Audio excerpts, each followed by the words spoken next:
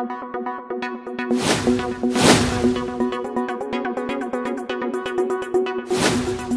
बात होगी बिहार शिक्षक बहाली 2019-20-21 में सेवा शर्त 2020 के क्या मायने हैं, साथ में क्या 2011-12 के शेड्यूल में आंशिक रूप से बदलाव करके ऑनलाइन प्रक्रिया से बहाली आगे बढ़ाई जा सकती है। चर्चा इस बात पर भी होगी कि 2011-12 के सेवा शर्त को क्या हाई कोर्ट पटना में चैलेंज किया जा सकता है। आपको हम ये भी बताएंगे कि स्टेट रिजल्ट 2019-20-21 के लिए एक बड़ा लेटर जारी हुआ है। स्टेट 2019-20-21 अभ्यर्थियों के लिए एक बड़ी खबर भी है। बने रहे अंत तक वीडियो में। आप सभी से निवेदन, वीडियो पसंद आया तो लाइक जरूर करें, ना पसंद आया तो डिसलाइक करें, कमेंट में अपने विचार भी जरूर लिखें। वीडियो की शुरुआत सेवा शर्त 2020 से करते हैं। सेवा शर्त 2020 में कुछ ऐसे प्रावधान हैं जिससे 2011-12 की नियमावली स्वतः रद्द होगी और 2020 में सेवा शर्त बनी उस सेवा शर्त के आधार पर क्या आंशिक रूप से बिहार शिक्षक बहाली में तब्दीली करके बहाली प्रक्रिया आगे बढ़ाई जा सकती है। शिक्षा मंत्री अशोक चौधरी ने बहाली प्रक्रिया में बदलाव के बड़े संकेत दिए और संकेतों के बाद ऑनलाइन दिशा में बढ़ती बहाली को लेकर हम आपको विश्लेषित कर दें कि बहाली प्रक्रिया ऑनलाइन तरीके से आगे बढ़ सकती है। आपको एक उदाहरण के साथ बताते हैं कि शारीरिक शिक्षा स्वास्थ्य अनुदेशक अभ्यर्थियों का रिजल्ट भी आ गया। कहीं पर कोई रोक टोक नहीं है, पर बहाली प्रक्रिया रुकी पड़ी है। यहाँ शारीरिक शिक्षा स्वास्थ्य अनुदेशक अभ्यर्थियों के बारे में चर्चा करना इसलिए जरूरी है क्योंकि शारीरिक शिक्षा स्वास्थ्य अनुदेशक अभ्यर्थियों का रिजल्ट क्लियर है, पर बहाली ऑनलाइन पोर्टल के इंतजार में रुकी पड़ी है। ऑनलाइन तरीके से इनकी बहाली आगे बढ़नी और अभी तक ऑनलाइन पोर्टल बनकर तैयार नहीं हुआ है। कहने का तात्पर्य यह है कि बिहार शिक्षक बहाली 2019-20-21 भी ऑनलाइन पोर्टल बनने के बाद ही आगे बढ़ सकती है। इसलिए अभ्यर्थी नारा लगा ले, आंदोलन कर ले, पर बिहार शिक्षक बहाली अभी आगे नहीं बढ़ेगी। ऑनलाइन पोर्टल बनने के बाद ही बिहार शिक्षक बहाली आगे बढ़ सकती है। ऐसे में आपको बता दें कि हाई कोर्ट पटना के भी कड़े निर्देश हैं और हाई कोर्ट पटना ने फर्जी शिक्षकों के मुद्दे पर कड़े निर्देश दिए हैं। बिहार पंचायत प्रारंभिक सेवा नियमावली 2020 के कंडिका 10 घ के नियम 5 की अगर बात करें तो नियुक्ति प्रक्रिया को अभ्यर्थियों के अनुकूल बनाने के लिए शिक्षा विभाग द्वारा वेब पोर्टल बनाकर नियुक्ति प्रक्रिया को आगे बढ़ाया जा सकता है। यह अभ्यर्थियों की मांग है और अभ्यर्थी सेवा शर्त 2020 की चर्चा करते हुए एक लेटर भी जारी कर चुके हैं। शिक्षा विभाग को लेटर पहुंच चुका है। अब बड़ी बात यह है कि सेवा शर्त 2020 के कंडिका 10 घ के नियमावली 5 में ऐसा क्या लिखा है कि आंशिक रूप से बहाली प्रक्रिया में बदलाव किए जा सकते हैं। ऐसे में शिक्षा सुधार रोजगार ने नियमावली 2020 की पड़ताल की है। आपके स्क्रीन पर नियमावली 2020 कंडिका 10 घ नियम 5 लिखा है। नियुक्ति की प्रक्रिया को अभ्यर्थियों के अनुकूल बनाने हेतु प्रशासनिक विभाग द्वारा वेब पोर्टल बनाकर नियोजन इकाई की स्वच्छता बरकरार रखते हुए उक्त नियुक्ति की प्रक्रिया में परिवर्तन कर सकेगा।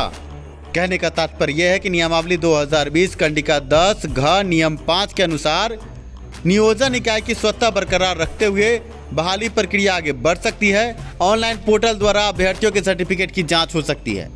आगे आंशिक या पूर्ण रूप से नियमावली में बदलाव के संबंध में भी कंडिका में कुछ बातें लिखी। आपके स्क्रीन पर बिहार पंचायती प्रारंभिक सेवा नियमावली 2020 के कंडिका 24(2) में यह स्पष्ट वर्णित है कि पूर्व के नियमावली के क्रियान्वयन के क्रम में निर्गत आदेश, सूचनाएं पत्र, परिपत्र आदि में निहित ऐसे निर्देश जो इस नियमावली के प्रावधान के अनुकूल नहीं होंगे वह स्वतः नियमावली के प्रावधान के अनुरूप संशोधित समझे जाएंगे। कहने का तात्पर्य यह है कि ऑनलाइन तरीके से आंशिक बदलाव के साथ बिहार शिक्षक बहाली आगे बढ़ सकती है।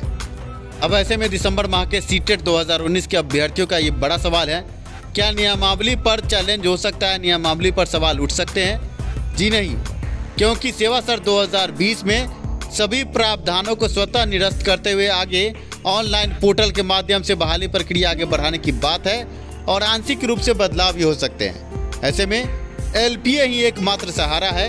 अगर नियमावली पर अभ्यर्थी जाकर आगे चैलेंज करते हैं तो नियमावली तो रद्द नहीं होगी, हाँ अभ्यर्थियों का पैसा जरूर बर्बाद हो सकता है। 21/8/2020 ये वो दिन है जब सेवा शर्त 2020 लागू हो गया। सेवा शर्त 2020 के प्रावधानों के हिसाब से आंशिक रूप से बदलाव करके बहाली प्रक्रिया आगे बढ़ाई जा सकती है। ऐसे में सरकार शिक्षा विभाग ऑनलाइन पोर्टल द्वारा अभ्यर्थियों के सर्टिफिकेट की जांच करके बहाली प्रक्रिया आगे बढ़ा सकता है। सीटेट दिसंबर अभ्यर्थी अब आगे क्या करें, ये बड़ा सवाल है, क्योंकि ये खबर चौंकाने वाला है और अभ्यर्थियों की आंख खोलने वाला है। हम आपको बता दें कि एलपीए केस में संजय करोल चीफ जस्टिस और अन्य किसी बड़े न्यायाधीश द्वारा सुनवाई आगे बढ़ेगी और पूरी मजबूती के साथ शिक्षा सुधार रोजगार आगे केस एलपीए का आगे रखेगा कि दिसंबर माह के सीटेट उत्तीर्ण अभ्यर्थियों के लिए भी प्रावधान आगे बनाया जाए, जिससे अभ्यर्थियों को मौका मिले। आपको बता दें कि 2,48,000 सीट आपके स्क्रीन पर लेटर आप देख सकते हैं।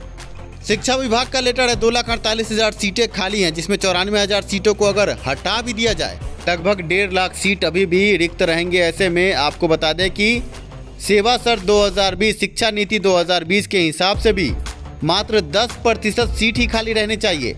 बाकी सीटों पर शिक्षक काबिज होने चाहिए। रिक्ति इतनी है, रिक्तियों को देखते हुए हम मांग करेंगे कि दिसंबर माह के सीटेट उत्तीर्ण अभ्यर्थियों को आगे मौका मिले। जल्द से जल्द बहाली प्रक्रिया में दिसंबर माह के अभ्यर्थियों को भी लेकर बाकी बचे रिक्त सीटों पर बहाली प्रक्रिया पूर्ण की जाए। और बात जब लेटर की हो रही है तो आगे इस लेटर की चर्चा करना बहुत ही ज़रूरी है। स्टेट के माध्यम से जो आगे बिहार शिक्षक बहाली आगे बढ़ेगी, एक बड़ा लेटर जारी हुआ है। RTI के द्वारा एक अभ्यर्थी ने एक सवाल पूछा। सवाल बिहार विद्यालय परीक्षा समिति से पूछा गया। सवाल स्टेट से संबंधित है। स्टेट परीक्षा में अंग्रेजी के लगभग कितने अभ्यर्थी शामिल हुए हैं? ऐसे में RTI का जवाब जब मिला है तो आपके स्क्रीन पर हम जवाब भी दिखाएंगे और आपको एक बड़ी खबर से भी रूबरू कराएंगे। पहले जवाब देख लें। जवाब है, लोक सूचना अधिकार अधिनियम 2005 के तहत सूचना उपलब्ध कराने के संबंध में 8/1/2021 को ये जवाब आया है। अभ्यर्थी द्वारा पूछा गया कि 2019 में विषय अंग्रेजी में पेपर 1 और 2 में आवेदन करने वाले अभ्यर्थियों की संख्या कितनी है, मतलब कितने अभ्यर्थियों ने आवेदन किया स्टेट परीक्षा के लिए। इसका जवाब आया है। जवाब आपके स्क्रीन पर है कि उक्त के संबंध में सूचित करना है कि मांगी गई सूची निम्नवत है। अंग्रेजी पेपर 1 में पुरुष 5,377, महिला 5,327, कुल योग 10,704। ये पेपर 1 की बात है। पेपर 2 में अंग्रेजी पेपर 2 में पुरुष 3,342, महिला 2,938, कुल योग 6280। आप समझ सकते हैं कि अभ्यर्थियों की संख्या अंग्रेजी के विषय में बहुत ही कम है। कुल मिलाकर अगर दोनों को देखा जाए तो लगभग 17,000 अभ्यर्थियों ने आवेदन किया है पेपर 1 और 2 दोनों मिलाकर। तो फिर से निवेदन कि अगर वीडियो पसंद आ रहा हो तो लाइक करें, ना पसंद आ रहा हो तो डिसलाइक करें। आप हैं शिक्षा सुधार रोजगार के यूट्यूब चैनल पर। आगे स्टेट संबंधित बड़ी खबर, सीट से 2 गुने अभ्यर्थियों ने आवेदन किया। मेधा सूची वाले ही बनेंगे शिक्षक, मतलब मेधा सूची में जिनका नाम होगा वही शिक्षक बनेंगे। आपके स्क्रीन पर बड़ी खबर, STET के अंग्रेजी विषय में 16,984 अभ्यर्थी शामिल हुए। इसमें माध्यमिक में 10,704 और उच्च माध्यमिक में 6280 अभ्यर्थियों ने आवेदन किया है। अंग्रेजी विषय में कुल 7100 सीट है। वहीं सामाजिक विज्ञान में 55,000 अभ्यर्थी शामिल हुए, जबकि सामाजिक विज्ञान में 5,000 सीटें रिक्त है।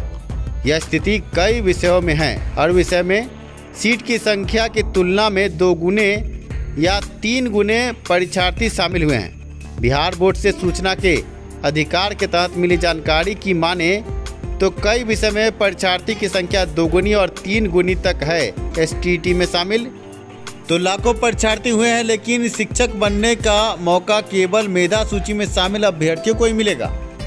जी आप देख सकते हैं पैटर्न में बदलाव हुआ है। बिहार बोर्ड ने STET के रिजल्ट के पैटर्न में बदलाव कर दिया है। अब उन्हीं अभ्यर्थियों का चयन होगा जो बोर्ड की मेधा सूची में शामिल होंगे। मेधा सूची में वही शामिल होंगे जो संबंधित विषय की सीट के अनुसार न्यूनतम कटअप को प्राप्त करेंगे। अब आप पूछेंगे कि न्यूनतम कटअप क्या है? न्यूनतम कटअप है जो BACB द्वारा निर्धारित की गई है। महिला अभ्यर्थियों के लिए 45%, SC/ST अभ्यर्थियों के लिए 45%, अन्य अभ्यर्थियों के लिए 50%। पर यह है कि न्यूनतम अर्हता को प्राप्त किए हुए अभ्यर्थी को बिहार शिक्षक बहाली 2019-2021 में मौका मिल सकता है। स्टेट के माध्यम से जो बहाली प्रक्रिया आगे बढ़ रही है, आपको बता दें कुल सीटों का योग किया जाए तो 1,01,416 सीट सिर्फ स्टेट के माध्यम से बहाली प्रक्रिया आगे बढ़ सकती है। 2.5 लाख रिक्तियां आपने देखी 1 से 5, 6 से 8 में। देखना यह है कि ऑनलाइन पोर्टल पर कब तक कार्य होता है, कब आगे बहाली प्रक्रिया पूर्ण होती है। इसके अलावा स्टेट का केस 20 जनवरी 2021 को पटना हाईकोर्ट में सुनवाई पर है। सिलेबस मुद्दे पर पटना हाईकोर्ट से क्या बड़े निर्देश आते हैं। धन्यवाद वीडियो देखने के लिए, साथ देने के लिए। वीडियो पसंद आया तो लाइक ज़रूर करें।